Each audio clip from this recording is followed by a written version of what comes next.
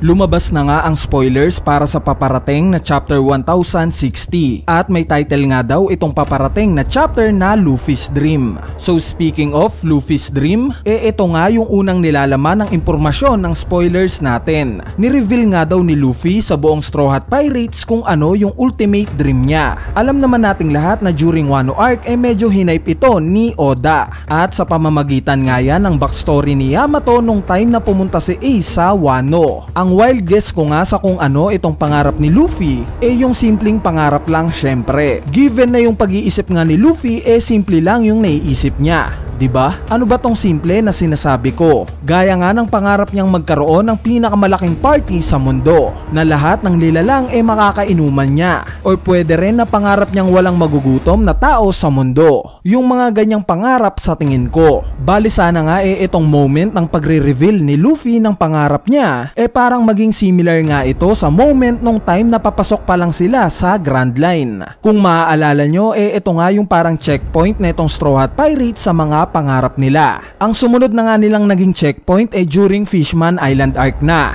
o yung pagpasok nila ng New World kung saan inalala na naman nila ang kanya-kanya nilang mga pangarap. Dahil lingid naman sa kaalaman nating lahat halos paulit-ulit na nga itong si Oda na patapos na nga daw itong One Piece. At sa pagtatapos nga ng Wano arc in-announce niya mismo na papasok na nga itong One Piece sa final saga. Meaning kung papasok na nga tayo sa mga latter part ng kwento nitong One Piece sa tingin ko nga na tama lang na magkaroon ulit ng checkpoint itong Straw Hat Pirates sa kung ano nga ba ang mga pangarap nila. Parang paalala lang sa ating mga fans itong pagsasabi nila ulit ng mga pangarap nila kung ano o bakit nga ba sila naglalayag kasama si Luffy. Kumbaga reminder sa ating mga manonood kung ano yung ipinaglalaban nila kaya sila naging mga pirata. Anyway, ang sumunod namang impormasyon sa spoilers at mukhang ito nga yung magiging pinaka-highlights na itong paparating na chapter yung pagpapatuloy daw ng pagkausap ni Sabo sa Revolutionary Army. Kung matatandaan nyo sa pagtatapos nga ng chapter 1058 tumawag nga itong si Sabo sa Revolutionary Army at yung continuation nga daw ng pagsasalita ni Sabo makikita natin sa chapter na to kung saan mismong si Dragon na nga daw ang makakausap niya. Ni-reveal nga daw ni Sabo na hindi siya ang pumatay kay King Cobra. Bukod pa nga dyan nabanggit nga daw ni Sabo na nakita nga daw niya kung sino itong nakaupo sa empty throne at ito nga daw si Im Sama. Bali namataan nga daw itong si Sabo sa lugar ng Lulusha Kingdom. Sa mga nakalimutan na itong lugar na to na-feature nga ito during sa naging paglalakbay ni Ace para hanapin itong si Blackbeard. Yung prinsesa naman sa lugar na to si Princess Kumani. Siya nga yung nakita nating nailigtas ni Helmipo at Kobe during Reverie Arc. So speaking of Lulusha Kingdom sa sumunod nga na impormasyon sa spoilers natin sinasabi nga na ipinakita daw itong si Im Sama kung saan may hawak nga daw ito na isang mapa at itong mapa nga daw na to naka-cross out itong lugar ng Lulusha Kingdom. Pagtapos nga daw na ipakita itong si Im Sama at yung mapang may cross out ng Lulusha Kingdom later on nga daw bigla na lang may bumagsak na kidlat sa Lulusha Kingdom at tuluyan na nga daw itong nasira. So base nga sa spoilers parang pinaparating nga nito na ito yung kakayanan ni Im Sama. Yung mag-cross out lang siya ng isang lugar at masisira na kaagad ito in an instant. Pero para sa akin nga may kutob ako na itong ginawa ni Im Sama hindi niya mismo kapangyarihan. Bagkos kapangyarihan ito ng isang ancient weapon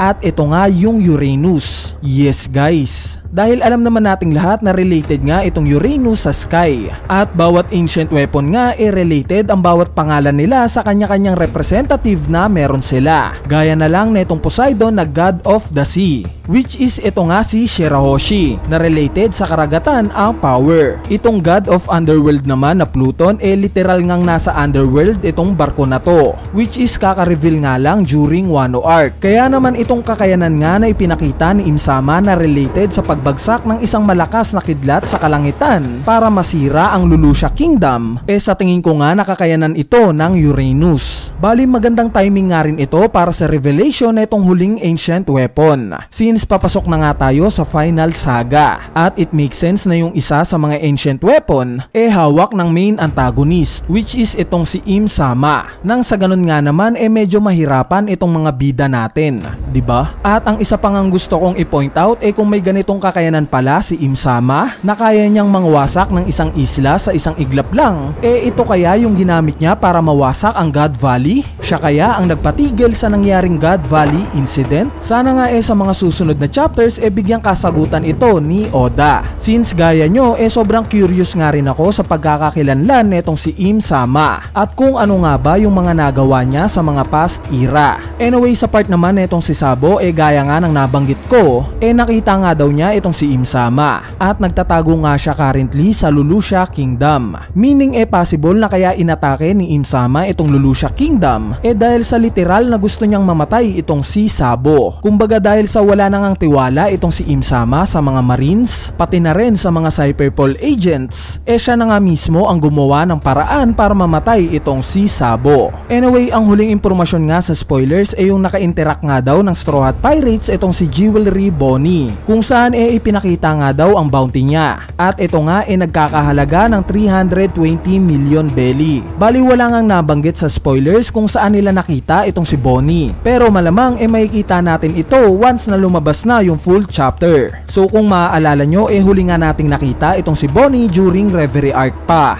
kung saan isa nga rin siya sa nagtatangkang iligtas itong si Kuma na hawak ng mga Celestial Dragons. Kaya naman ang malaking tanong nga ngayon bakit napadpad itong si Bonnie sa New World at sa Straw Hat Pirates pa siya napiling pumunta? Meron kaya siyang impormasyon na nakuha sa pananatili niya sa Reverie? Siya kaya ang magte-trigger sa Straw Hat Pirates para puntahan nito si Sabo para mailigtas kay Im-sama? Bali ang mga tanong nga na yan syempre masasagot yan sa mga susunod na chapters. All in all nga mukhang matindi itong chapter na paparating. Itong si Im-sama nga na once in a blue moon lang nating nakikita masasaksihan natin sa chapter na to. At hindi lang yan, dahil sa nagpakita pa nga siya ng kakayanan kung gaano nga ba talaga siya kalakas. At masasabi nga natin na itong pag-atake na ginawa niya sa Lulusha Kingdom ito nga yung marka na hindi na balanse ang lakas sa mundo. Nag-uumpisa na nga itong si Im-sama na gumalaw. At itong pagbura nga niya sa Lulusha Kingdom tanda na nag-uumpisa na siya sa Great Cleansing. Kaya naman mas kapanapanabik pa nga ang mga susunod na chapters. Mas gumaganda nga lalo itong niluluto ni Oda na final saga.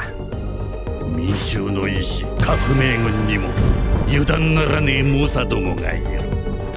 歴史の底でくすぶり続ける D の一族はいつどこに姿を現す？